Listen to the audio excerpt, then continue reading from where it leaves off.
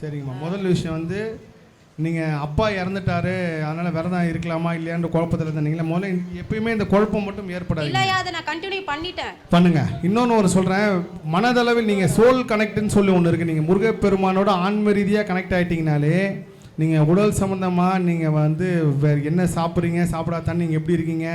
ஒரு சில பேர் வந்து வேறு கந்த சஷ்டி விரதம் இருக்கும், 48 நாள் விரதம் இருக்கும், பெட்டில் படுக்கலாமா இல்லை பாயில் தான் படுக்கணுமா, எவ்வளோ மனிதர்கள் குழப்பம். இந்த 6 நாளும் என்னை எல்லா சேனலுமே வந்து பேட்டி கேட்டாங்க. நான் யாருக்கும் கொடுக்கவும் இல்லை. காரணம் வந்து ஏற்கனவே எல்லா மக்களை போட்டு குழப்பிகிட்டே இருக்காங்க. மக்களுக்கும் நிறைய முருக பக்தர் நிறைய குழப்பம். நீங்கள் சோல் கனெக்ட் முருகர் கூட ஆகிட்டிங்கன்னா மனதளவில் நீங்கள் விரதம் இருந்தாலே உங்கள் வாழ்க்கை மாற ஆரம்பிக்கும். மனதளவுலாம் எப்படி, நீங்கள் வந்து ஒருவேளை உங்களுக்கு வீட்டில் யாருன்னா இறந்துட்டாங்க, இல்லை கோயிலுக்கு போகக்கூடாதுன்னு சொல்லிட்டாங்க, இல்லை உங்கள் வீட்டில் யாருக்காவது பீரியட்ஸ் ப்ராப்ளம், இல்லை வந்து வேறு ஏதோ தீட்டாயிடுச்சு எங்களுக்கு போகக்கூடாது அப்படின்னாலும் நீங்கள் கோயிலுக்கு போகாமல் மனதளவில் நீங்கள் உங்கள் உள்ளம் என்னும் கோவிலில் முருகனை வச்சு வழிபட தொடங்கினாலே அதுக்கு சக்தி அதிகம். கல்யாணம் ஆனாதே உங்களுக்கு வேலையாக கிடைக்குன்னு விதி இருக்கும். படிப்பாக வேலையாக கல்யாணம் அப்படின்னு மாதிரி பார்த்தீங்கன்னா ஒரு சில பேர் கல்யாணம் ஆனாதே உங்களுக்கு வேலை கிடச்சி நல்லா வசதி வர மாதிரி இருக்கும். காரணம் என்னென்னா அந்த பொண்ணோட அமைப்பு ரொம்ப பாசிட்டிவான அமைப்பாக இருக்கும். அந்த பொண்ணு வந்ததுலேருந்து கஷ்டப்படக்கூடாது, 3 வேலையை சாப்பிட்றதுக்கு வசதி இருக்குன்னு இருக்கப்போ நீங்கள் வேலையே இல்லாத ஒருத்தர் கல்யாணம் பண்ணிக்கிறேன் அப்படின்னா கண்டிப்பாக அதுக்கு உண்டான கிரகம் நிலைகள் மாதிரி எனக்கு வாய்ப்பு கொடுக்கும்.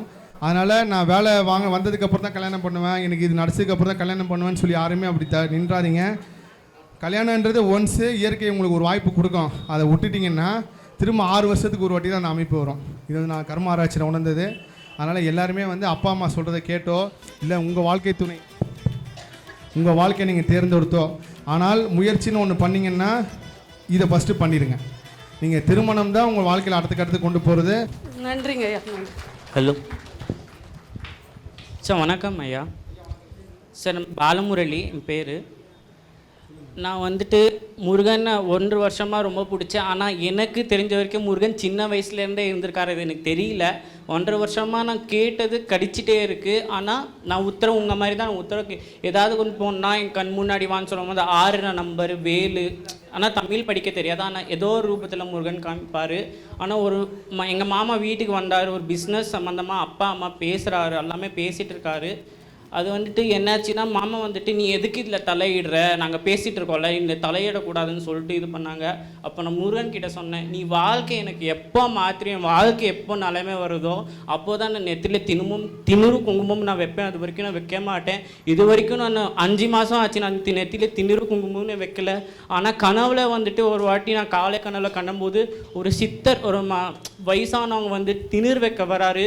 நான் மறித்து கை இப்படி ஆனால் நான் இந்த 3 கையும் வைக்கிறேன். நான் முருகன் கிட்ட இது பண்ணியிருக்கேன், நான் திணறு வைக்க மாட்டேன், அவங்க எப்போ என் வாழ்க்கையை மாற்றுறோ அப்போ தான் நான் வந்துட்டு நான் திணறு வைப்பேன்னு சொல்கிறாரு. இப்போ நீங்கள் வாழ்க்கை மாறிச்சா இல்லைங்களா? மாறிட்டே இருக்கு, படிப்படியாக முருகன் ஏற்றிட்டே இருக்காரு. மேலே வாங்க, திருநீர் கொடுங்க. அந்த ஆரோக்கிய வடக்கு முருகன் படம் கொடுங்க.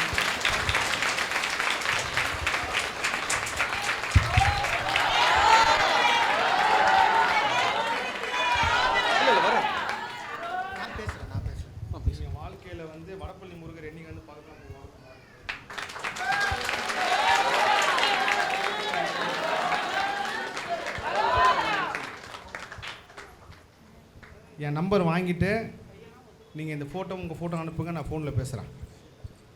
எல்லார் வாழ்க்கையிலும் முருகன் இருக்கிற அதான் ஒரு பெரிய ஹைலைட்டே என்னென்னா, ஆனால் உணர்றதுக்கு ஒரு சில பேர் 10 வயசில் உணர்றாங்க, ஒரு சில பேர் 25 வயசில் உணர்றாங்க, ஒரு சில பேர் சாகரப்போ உணர்றாங்க. எல்லாரு கூட முருக சக்தி இருக்குது. நான் வந்து எல்லா மதத்தினரும் கும்பிட தெய்வம் அப்படின்னு பார்த்தீங்கன்னா முருகப்பெருமான் நான் சொல்லுவேன். பழனி மலையில் அந்த மாதிரி அவ்வளோ அற்புதம் பார்த்துருக்கேன். எல்லா தெய்வத்தையும் சக்தி இருக்குது. எந்த தெய்வத்தையும் குறையாவோ இல்லை எந்த தெய்வத்தையும் உயரியோ தாழ்த்தியோ நான் சொல்ல. ஆனால் முருகப்பெருமான் முருக சக்தின்றது வந்து அது தெய்வம் கடவுள் தாண்டி அது ஒரு பெரிய ஃபார்முலா. நீங்கள் சேவல் மயில் வேல் முருகர் இந்த வழிபாடு வந்து உங்கள் வாழ்க்கையில் மிகப்பெரிய டிஎன்ஏ மாதிரி அது மாற்றிக்கிட்டே இருக்கும். இது உண்மை. இன்றைக்கி நேற்று நம்ம முருக பக்தர்களாக கிடையாது. இந்த பிரபஞ்சம் உருவானதுலேருந்தே முருக பக்தராக பிறந்திருப்போம். கடைசியில் முருக பக்தனா இல்லாமல் நம்ம போகிற கட்டத்தில் ஒரு கட்டத்தில் உணர்ந்து சாகிறப்போ முருகன் பார்த்து பிடிச்சி போய் சேர்ந்துருவோம். இதுதான் உண்மை. திரும்பவும் நம்ம முருக பக்தனா பிறப்போம், திரும்பவும் சாவோம். இப்படி ஒரு பெரிய சுழற்சி நடந்துகிட்டே இருக்குது. சந்தோஷங்க. உட்காருங்க. உங்கள் பேர்? பாலம்பள்ளி. உட்காருங்க. ஃபோனில் பேசுவோம், நிறைய பேர் இருக்காங்க. ஐயா, என் பேர் ஹேமா. நான் ஈரோட்லேருந்து வரேன். எங்கே இருக்காங்க? ஈரோட்லேருந்து நான் வரேன். மோஸ்ட்லி நான் வந்து எல்லா கன்சிஸ்டி விரதம் பிடிப்பேன். ஆனால் 2 வருஷமாக தான் நான் முருகரை ஃபாலோ பண்ணுறேன். நான் முருகர் என்னைக்கு ஃபாலோ பண்ணுறனோ அதுலேருந்து நான் ஏன்னா எனக்கு வாழ்க்கையில் நிறைய கஷ்டம் இருக்கும் போதெல்லாம் முருகர் வந்து சொல்ல வேண்டிய ஆறுதல் உங்கள் மூலமாக நிறைய சொல்லியிருக்காரு. எத்தனையோ தடவை மடஞ்சு உடஞ்சு உட்கார்ந்த போதெல்லாம் உங்கள் இதே சொல்லியிருக்காரு. எனக்கு கிட்டத்தட்ட ஒரு 4 வருஷமாக என் ஆள் மனசில் ஒரு கேள்வி இருக்குது, அதுக்கான பதிலை உங்ககிட்ட தான் இருக்குன்னு சொல்லி என் முருகர் சொல்லியிருக்காரு. அதே மாதிரி இந்த நிகழ்ச்சிக்கு வரது எனக்கு அவ்வளோ ஈஸி எல்லாமே வந்து கிடைக்கல.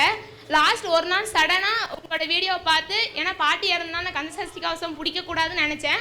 ஆனால் சாமி கோயில் போல் நான் என்ன முருகர் என் மனசுக்குள்ளே இருக்காரு, நான் மனசார அவருக்கு இருப்பேன்னு சொல்லி 48 நாள், இன்றைக்கி 47வது நாள் நான் இருக்கேன்.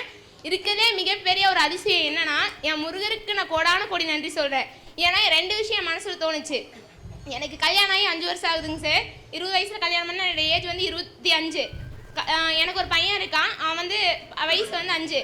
ஆனால் ஒரு வருஷத்துலேயே நான் வந்து கணவர் விட்டு பிரிஞ்சுட்டேன். ஏன்னா அவருங்க எனக்கு சரியாக செட் ஆகலை, அதனால நான் பிரிஞ்சுட்டேன். பிரியும் போது டிவோர்ஸ்லேருந்து எல்லாமே நான் தான் பார்த்துட்ருக்கேன். குழந்தை கொடுத்துரு அப்படின்னு எங்கள் வீட்டில் இருந்து எல்லாமே சொன்னாங்க. ஆனால் நான் எப்பவுமே மனசாட்சி படி நடந்துக்கிறனால எனக்கு அது ஏற்றுக்கல. எவ்வளோ கஷ்டம் இருந்தாலும் சரி, அது என் குழந்தையோட இருக்கட்டும் அப்படின்னு சொல்லி நான் இன்ன வரைக்கும் குழந்தைய நான் தான் வளர்த்துறேன். எனக்கு டிவோர்ஸும் போயிட்டு இருக்கு. ஆனால் டிவோர்ஸ் 5 வருஷமாக நான் போகிறாரு, அது கிடைக்கல. இந்த கந்த சஷ்டி விரதம் வந்து நிறையா அதுக்காக இருக்கணும்னு தோணுச்சு. ஆனால் என் மனசில் எல்லா கேள்வியும் ஒன்று தோணுச்சு, உங்களை பார்க்கணுமா, இல்லை வீடு வாங்கணுமா, இல்லை டிவோர்ஸ் முடிக்கணுமா, இந்த 3ல் நீ எது கேட்குறியோ அதை நான் தரேன்னு சொல்லி என் முருகர் சொன்னார். ஆனால் எனக்கு உங்களை பார்க்கணும் தான் தோணுச்சு. ஆனால் இப்போ ரீசெண்டாக இந்த விரதம் முடியறதுக்குள்ளே அந்த 3 காலத்தும் எனக்கு முருகர் அமைச்சு கொடுத்துட்டாரு. ஏன்னா அதுக்கு நான் கோடான கோடி நன்றி சொல்கிறேன். அதே மாதிரி நான் டிவோர்ஸ் வீட்டில் எந்த சப்போர்ட்டும் கிடையாது. ஏன்னா நான் லவ் மேரேஜ் தான். தெரிஞ்சோ தெரியாமல் நான் முருகன் கோயிலில் தான் கல்யாணம் பண்ணேன். பண்ணி ஒரு வருஷத்துலேயே நாங்கள் பிரிஞ்சிட்டோம். வீட்டில் எந்த சப்போர்ட்டும் கிடையாது. ஏன்னா நீ தான் நம்பி போனேன் அப்படின்னு சொல்லிட்டாங்க. அதுக்கப்புறம் நான் வந்து குழந்தைய வந்து வீட்டில் பிரச்சனை பண்ணிட்டே இருந்தனால நான் குழந்தைய வந்து அப்பா அம்மாட்ட கொடுத்துட்டு 1 வருஷம் வந்து நான் ஒசூரில் ஒர்க் பண்ணிட்டு இருந்தேன்.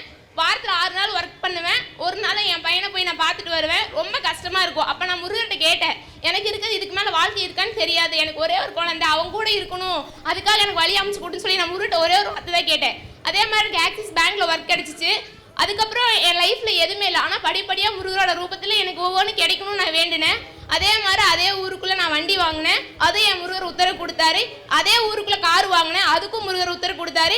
அதே இதில் வீடு பார்த்துட்டு இருக்கேன், வீடு வாங்க போகிறேன். இதுக்கு எல்லாமே என் முருகர் மட்டும்தான். ஏன்னா நான் 25 வருஷத்தில் யாரோட சப்போர்ட் இல்லாமல் அண்ணா அப்பா அம்மா எல்லாருமே வந்து கைவிட்டாங்க. ஆனால் எல்லாத்துக்கும் முருகர் வந்து ஒரு ரூபத்தில் தான் இருப்பார். ஆனால் எனக்கு எல்லா ரூபத்துலேயும் என் முருகர் இருந்தார். அவர் என்றைக்குமே நான் மறக்க மாட்டேன். இந்த பிரபஞ்சத்தில் என் உயிர் இருக்கிற வரைக்கும் நான் என்றைக்கும் அவரை மறக்க மாட்டேன். அதே மாதிரி சஷ்டி கிருத்திகை செவ்வாய்க்கிழமை எல்லாமே நான் போன வருஷம் இதே மாதிரி 48 நாள் விரதம் இருந்தேன். 48வது நாள் வந்து போதுமா, எல்லாருக்கும் கொஞ்சம் வாய்ப்பு கொடுங்க. ஒருத்தர் ரொம்ப நேரம் பேசாதீங்க. முருகரை வந்து நான் தனியாக கும்பிடக்கூடாது, வள்ளி தெய்வயோட குடும்பத்தோட கும்பிடணும் எனக்கு ஒரு ஆசை. அதே மாதிரி கடைசி நாள் போன வருஷம் சஷ்டி எப்போ எனக்கு குடும்பத்தோட முருகர் என் வீட்டுக்கு வந்தார். அன்னையிலேருந்து இன்ன வரைக்கும் நான் முருகருக்கு எப்பவுமே செவ்வாய்க்கிழமை வள்ளி தெய்வயோட செய்து நான் அபிஷேகம்லேருந்து எல்லாமே பண்ணுவேன். இப்போ என் மனசில் இருக்கிற ஒரே கேள்வி என்னன்னா, இப்போ எனக்கு டிவோர்ஸ் முடியாமல் 5 வருஷம் இருக்குங்க சார். இப்போ வீட்டில் என்ன சொல்கிறாங்கன்னா, நீ எத்தனை வருஷம் இப்படியே இருப்ப, இன்னொரு கல்யாணம் பண்ணிக்கோன்னு சொல்கிறாங்க. ஆனால் எனக்கு என்ன ஒரு பையனா, எல்லா கஷ்டத்தையும் நானே அனுபவித்தேன். இப்போ வரைக்கும் இந்த வயசில் இவ்வளோ கஷ்டம் அனுபவிக்குமான்னு கூட தெரியாமல் எல்லா கஷ்டத்தையும் அனுபவித்தேன். இன்னொரு கல்யாணம் பண்ணுனா அந்த வீட்டுக்காரர் அவங்க கல்யாணம் பண்ணி போகிறவங்க வந்து ஆக்சிடென்ட்ல இறந்துருவாங்கன்னு என் ஆள் மனசில் ஒரு கேள்வி புரியாமையே இருக்குது. அதுக்கான பதில் முருகர் உங்களுக்கு நானே சொல்லிடுறேன், நீ புரிஞ்சிருச்சு. முதல் விஷயம் என்னன்னா, என்ன பார்க்கறதுக்கு கஷ்டப்படாதீங்க. நானும் உங்களை மாதிரி ஒரு சாதாரண முருக பக்தன் தான். என்கிட்ட ஒரு பெரிய சக்தியோ அப்படிலாம் கிடையாது. நீங்களும் தியானம் பண்ணி நீங்களும் தியானத்தில் முருகரை உணர்ந்தால் நீங்களே முருகர் ஆவீங்க. இதுக்கு நடுவில் யாருமே வேணால் முருகரும் உங்ககிட்ட பேசுவார், இந்த யூனிவர்ஸும் பேசுவோம். நீங்கள் என்ன பார்க்க கஷ்டப்பட்டேன்னு சொல்லி அப்படி சொல்லாதீங்கம்மா. எல்லாருக்குமே இதை சொல்கிறேன். நாங்கள் பார்க்கணுன்னு விதி இருந்தால் கண்டிப்பாக பார்ப்போம். யாருக்காவது என் மூலிமா ஏதாவது ஒரு வாழ்க்கை மாறணும்னு இருந்துச்சுன்னா மாறும், இல்லை நான் பெங்களூருக்கு வரணும்னு விதி இருந்தாலும் நடக்கும். ஒன்று இன்னொன்று வந்து, அம்மா இங்கே நீங்கள் இது எல்லாமே உங்கள் பர்சனல் லைஃபுங்கம்மா. நீங்கள் வந்து இன்னொரு கல்யாணம் பண்ணுறது பண்ணாதே உங்கள் பர்சனல் லைஃபு. நீங்கள் பேசுகிறப்போ திருத்தணி முருகர் தாங்கம்மா திரும்ப மைண்டில் வந்துட்டு இருந்தார். நீங்கள் வெள்ளிக்கிழமை அன்றைக்கி திருத்தணி முருகரவே பாருங்கள். ஒரு 2 மணி நேரம் கோயிலில் உட்காருங்க, கண்டிப்பாக உங்களுக்கு ஒரு வாழ்க்கை அமையும். நீங்கள் நினைக்கிற மாதிரிலாம் எதுவுமே நடக்காதுங்கம்மா. நீங்கள் வந்து யாருமே சப்போர்ட்லாம் சொன்னீங்க, முருகர் தான் உங்களுக்கு பெரிய சப்போர்ட்டாக இருந்தாரு, இவ்வளோ கொடுத்துருக்காரு. யாரும் உங்கள் வீட்டில் ரிஷப ராசி துலா ராசிங்கம்மா? யாருமே இல்லை. வெள்ளிக்கிழமை பிறந்த யாரும் இருக்காங்களா? கன்னி ராசி மிதுன ராசி? பையன் மிதுன ராசி. சரிங்கம்மா, நீங்கள் திருத்தணி முருகரவே பாருங்கள் வெள்ளிக்கிழமை அன்றைக்கி உங்கள் வாழ்க்கையில் ஏற்றம் எல்லாமே ஆரம்பிச்சிருங்கம்மா. மற்ற சந்தைகளுக்கு என் நம்பரை வாங்கிட்டு ஃபோனில் கூப்பிடுங்க. ஓகே. கேட்கலாம். வணக்கம் ஐயா, என் பெயர் மணிமேகலை.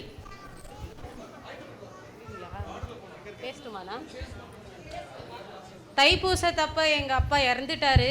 48 நாள் பூஜை இருக்கலான்னு இருந்தேன். ஃபஸ்ட்டு டேக்கே அப்பா இறந்துட்டாரு. அப்போ கூட நான் அதை கண்டினியூ பண்ணேன். நிறைய தடங்கள் வந்தது. சரி, அது நம்மளுக்கு ஒரு மாதிரி இருந்துச்சு. சாமி கும்பிட்டும் அது எப்படி சொல்கிறதுன்னா, அப்பா இல்லை அந்த ஒரு இதுனால நல்லா 2 நிமிஷம் உட்காந்துக்கலாங்களாம்மா? உட்காந்து அதனால் அந்த பூஜை சரியாக என்னால் பண்ண முடியாத சுச்சுவேஷன் ஆயிடுச்சு ஐயா. இப்போ 47வது நாள் கந்தசஷ்டி விரதம் இருக்கிறேன். கந்தசஷ்டி 6 நாள் வந்து 12 வருஷமாக இருக்கிறேன். இப்போ வந்து நான் எதனால் அந்த விரதம் இருக்கிறேன்னா, வீடு கட்டணும் அப்படின்ட்டு. நம்ம வீட்டில் அத்தை மாமா எல்லாம் ஒத்துக்குனாங்க. கொஞ்சம் ஹஸ்பண்டு கொஞ்சம் ஸ்ட்ரகிள் பண்ணுறாரு. அப்புறம் நாங்கள் ஜாயின்ட் ஃபேமிலி, அதான் எல்லோரும் ஒன்றா இருக்கிற மாதிரி. சந்தோஷங்கம்மா. நீங்கள் வந்து எனக்கு என்னன்னா, எங்கள் மூத்தாரு நாங்கள் எல்லாம் ஒன்றா இருக்கணும், அதுதான் வேணும். வேற இந்த ஆசை அவங்க மனசுல இருக்கணும். அந்த அவங்க மனசுல இருந்துச்சு ஐயா. இப்போ சடனாக அது என்ன ப்ராப்ளம் தெரியல அவங்களுக்கு. இப்போ வரைக்கும் நாங்கள் ஒன்றா தான் இருக்கிறோம். இதுக்கப்புறமும் மாமா அத்தை இருக்கிற வரைக்கும் உங்களுக்கு வீடு வேணுமா இல்லை ஒன்றா இருக்கணுமா? இல்லை, வீடு ரெண்டும் கிடைக்காது. ஏன்னா ஒன்று சொல்லுங்கள். இல்லை ஐயா, வீடு கட்டிட்டு தான் எல்லாம் ஒரே பில்டிங்கில் இருக்கலான்றது பிளான். சரிங்கம்மா. முதல் விஷயம் வந்து நீங்கள் அப்பா இறந்துட்டாரு, அதனால் விரதம் இருக்கலாமா இல்லையான்ற குழப்பத்தில் இருந்தீங்களா? முதல்ல எப்பயுமே இந்த குழப்பம் மட்டும் ஏற்படாது. இல்லையா, அதை நான் கண்டினியூ பண்ணிட்டேன். பண்ணுங்க. இன்னொன்று ஒரு சொல்கிறேன், மனதளவில் நீங்கள் சோல் கனெக்ட்னு சொல்லி ஒன்று இருக்குது. நீங்கள் முருகப்பெருமானோட ஆன்ம ரீதியாக கனெக்ட் ஆகிட்டிங்கனாலே, நீங்கள் உடல் சம்மந்தமாக நீங்கள் வந்து வேறு என்ன சாப்பிட்றீங்க, சாப்பிடாதான் நீங்கள் எப்படி இருக்கீங்க. ஒரு சில பேர் வந்து வேறு கந்தசஷ்டி விரதம் இருக்கும், 48 நாள் விரதம் இருக்கும், பெட்டில் படுக்கலாமா இல்லை பாயில் தான் படுக்கணுமா, எவ்வளோ மனிதர்கள் குழப்பம். இந்த 6 நாளும் என்னை எல்லா சேனலுமே வந்து பேட்டி கேட்டாங்க. நான் யாருக்கும் கொடுக்கவும் இல்லை. காரணம் வந்து ஏற்கனவே எல்லா மக்களை போட்டு குழப்பிகிட்டே இருக்காங்க.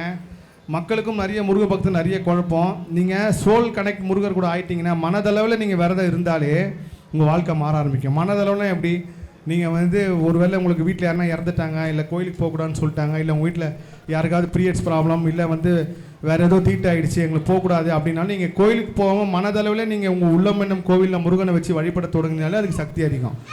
அதனால் எப்பயுமே இந்த தீட்டு காரணம் காட்டியோ இல்லை இறந்தவங்களோட காரணம் நீங்கள் பிறப்பு இறப்பு எல்லாமே புனிதம் தான்.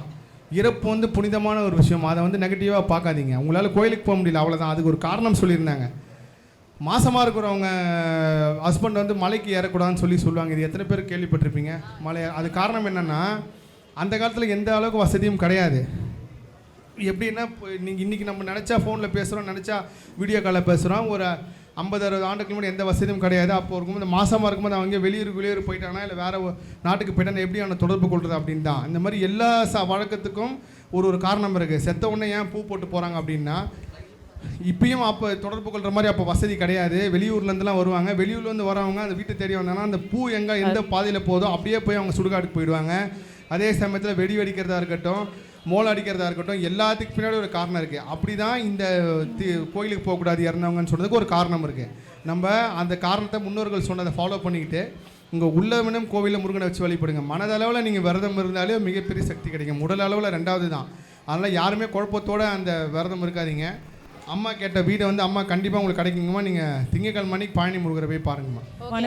நிச்சயமாக கிடைக்கும். வணக்கம்ண்ணா. அண்ணா வணக்கம். வணக்கம்ண்ணா. வணக்கம்.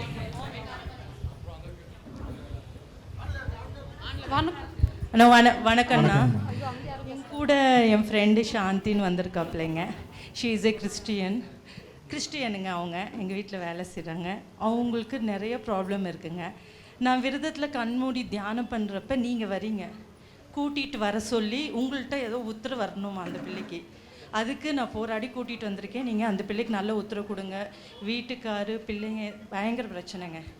அந்த பிள்ளைக்கு நீங்கள் எனக்கு நல்ல உத்தரவு கொடுக்கணும். நான் கூட்டிகிட்டு வந்திருக்கேன். நீங்கள் எனக்கு நல்ல உத்தரவு கொடுத்துருக்கீங்க. என் பேர் அமுதவள்ளிங்க. அவங்க பேர் சாந்திங்க. சாந்தி. நான் அவங்களுக்காக கூட்டிகிட்டு வந்திருக்கேங்க. அவங்களுக்கு நீங்கள் உத்தரவு கொடுங்க. நீங்கள் வேளாங்கண்ணிக்கு போயிட்டு வாங்கம்மா. வேளாங்கண்ணிக்கு போயிட்டு அங்கே மனபருக்கு வேண்டிட்டு அங்கே சிக்கல் சிங்கார வேலைன்னு இருக்காருங்கம்மா. நீங்கள் கணக்க மாறுங்கம்மா. நிச்சயமாக அது நடக்கும். போயிட்டு வர சொல்லுங்கள். என்னங்கம்மா? கண்டிப்பாக நான் நிச்சயமாக எனக்கு உத்தரவு வந்து நான் கண்டிப்பாக தரேன். இன்னொரு விஷயம் வந்து இதெல்லாம் நான் சொல்லணும்னு நினச்சது. அதீத முருக பக்தர்களுக்கு வந்து ஒரு சோதனை வந்திருக்கு. அது எந்த சோதனைன்னா, முருகர் பேர் வச்சவங்க தான் அதிகமாக ஏமாற்றிருப்பாங்க. முருகர் பேர் வச்சவங்க தான் பெரிய துன்பத்தை கொடுத்துருப்பாங்க. எத்தனை பேருக்கு அந்த மாதிரி நடந்திருக்கு? அதை வந்து புலம்பிருப்பீங்க, முருகர் பேர் வச்சவனே இப்படி பண்ணியிருக்கானே அப்படின்னு சொல்லிட்டு. சார் இது ஒர்க் ஆகும். இது எல்லாமே அவங்கள திட்டாதீங்க. எல்லாமே உங்கள் கர்மா வாங்கிறதுக்கு வந்தவங்க. நீங்கள் அதை அப்படி தான் எடுத்துக்கணுமே தவிர, நீங்கள் யாருமே இந்த குறிப்பாக இந்த விரதம் வந்து இவங்க அழியணும் ஒழியணும்னு விரதம் இருக்காதீங்க. இதனோட தாழ்மையான வேண்டுகோள். நீங்கள் இப்படி விரதம் இருந்தீங்கன்னா திரும்ப உங்கள் வம்சம் அந்த இதோட பலனை அனுபவிக்கும். எல்லாரும் இங்கே நல்லவர், யாருமே கெட்டவங்க கிடையாது. எல்லாருமே சந்தர்ப்பம் சூழ்நிலையை பொறுத்து தான் தப்பு செய்கிறது. இந்த உலகத்தில் 3 ரகம் தான். ஒன்று தப்பு தெரியாமல் பண்ணுறவன், இன்னொன்று தப்பு பண்ணி மாட்டிக்கிறவன், இன்னொன்று ரொம்ப சாமர்த்தியம் பண்ணுறவன். எல்லாருமே தவறாங்கள, நான் உட்பட எல்லாரும் கெட்டவர்களும் கிடையாது, எல்லாரும் நல்லவர்களும் கிடையாது. எல்லாரும் சமமான சூழ்நிலை இருக்கிறவங்க தான்.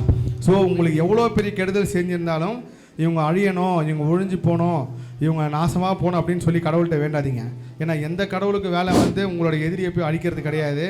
நீங்கள் எப்போ அது மாதிரி நினைக்கிறீங்களோ அப்போ உங்களோட எல்லா பலமும் அவங்களுக்கு போயிடும், அவங்களோட எல்லா பலமும் உங்களுக்கு வந்துடும். இது நான் கர்ம ஆராய்ச்சியில் உணர்ந்த உண்மை. ஸோ முருகர் பேர் வச்சவங்க உங்களை ஏமாற்றிருக்கலாம், வேதனை அடைய வச்சிருக்கலாம், இல்லை முருகர் பேர் கொண்டு உங்களுக்கு வாழ்க்கை கொடுக்குறேன்னு ஏமாற்றிருக்கலாம். எது நடந்தாலும் முருகர் பாத்திரம் ஒப்படைச்சிட்டு அமைதியாக இருங்க. முருகரே உங்களுக்கு மிகப்பெரிய மாற்றத்தை உணர வைப்பார், அற்புதம் அதிசயம் நடத்துவார்.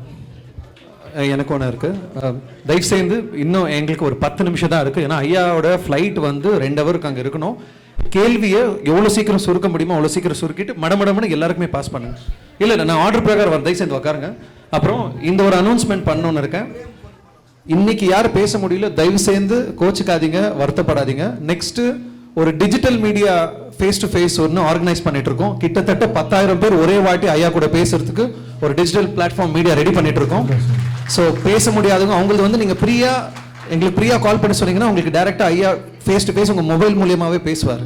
ஸோ அப்போ எடுத்துக்கலாம். அது ஒரு செஷன் மாதிரி சுருக்கமாக சொல்லிடுறேன். இந்த 6 நாள் விரதம் இருக்க முடியாதவங்க நாளைக்கு 6வது நாள் முடிஞ்சால் 1 நாள் விரதம் இருங்க.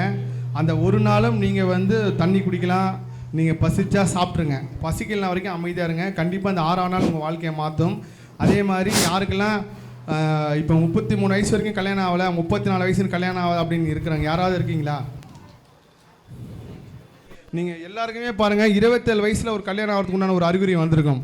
இந்த இயற்கையை வந்து எல்லாத்துக்கும் சமமான வாய்ப்பு கொடுக்குற மாதிரி நிறைய பேரோட நான் கர்ம ஆராய்ச்சியில் பார்த்தது என்னென்னா, நல்ல வேலை கிடைச்ச அப்புறம் கல்யாணம் பண்ணுறேன்னு சொல்லி நினச்சிட்டே இருப்பாங்க, நல்ல வசதி வந்ததுக்கப்புறம் கல்யாணம் பண்ண நினச்சிட்டே இருப்பாங்க. ஆனால் உண்மையிலே நிலவரம் என்னென்னா, கல்யாணம் ஆனாதே உங்களுக்கு வேலையே கிடைக்குன்னு விதி இருக்கும்.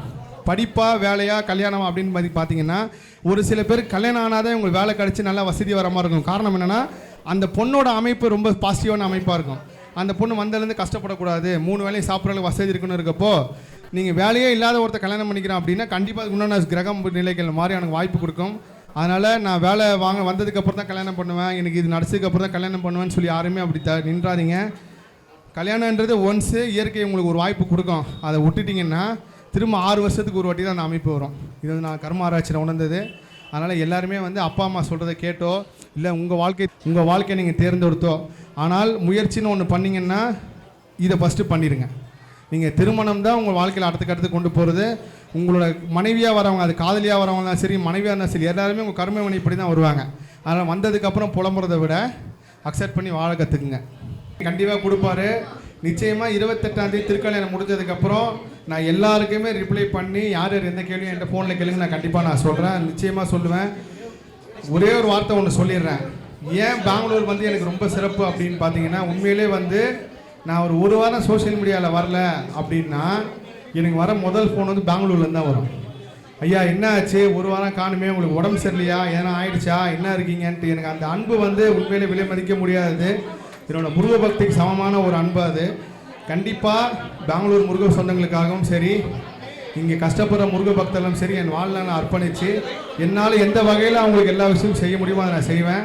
விரைவில் இவர் ஐயா சொன்ன மாதிரி ஒரு நாள் ஃபுல்லாகவே தங்கிட்டு நான் எல்லாரையுமே நான் பார்க்குறேன். ரொம்ப சந்தோஷம். பார்க்க முடியாதுன்னு கேட்க முடியாது, வருத்தப்படாதீங்க. நம்பர் வாங்கிக்கிங்க, நம்பர் கொடுப்பாரு.